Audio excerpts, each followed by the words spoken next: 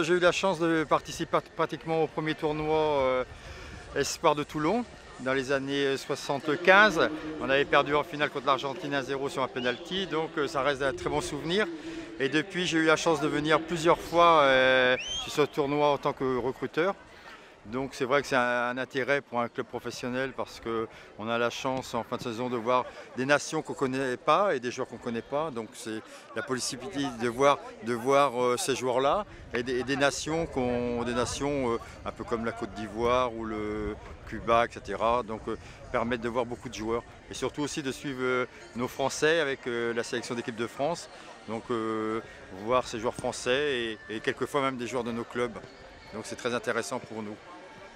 Depuis quelques années, la première semaine surtout, la tribune est pratiquement pleine que de scouts, de recruteurs, français ou étrangers.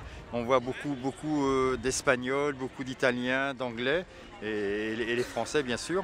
Donc c'est vrai qu'en fin de saison, c'est le tournoi où tous les recruteurs se retrouvent. Donc c'est vrai que bon, ça fait partie du métier et s'il y a une perle, et après c'est à nous de bien négocier ce joueur. C'est vrai que c'est un plaisir de venir sur ce tournoi parce que bon, beaucoup de recruteurs, c'est des anciens joueurs professionnels avec qui on a joué ou on a joué l'un contre l'autre. Donc c'est vrai qu'il y a le job de venir superviser, mais après ça fait plaisir de retrouver plein de gens du monde du football. Je m'appelle Georges Santos, je suis recruteur pour le RCD Mallorca, le club espagnol qui se trouve actuellement en deuxième division. Et je suis au tournoi de Toulon depuis le début du tournoi, depuis le 29 mai, c'est ça.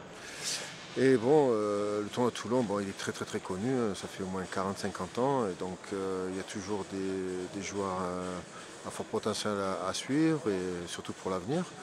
Bon, cette année, il s'avère que les meilleures équipes participent à la Coupe du Monde U20 en Corée du Sud.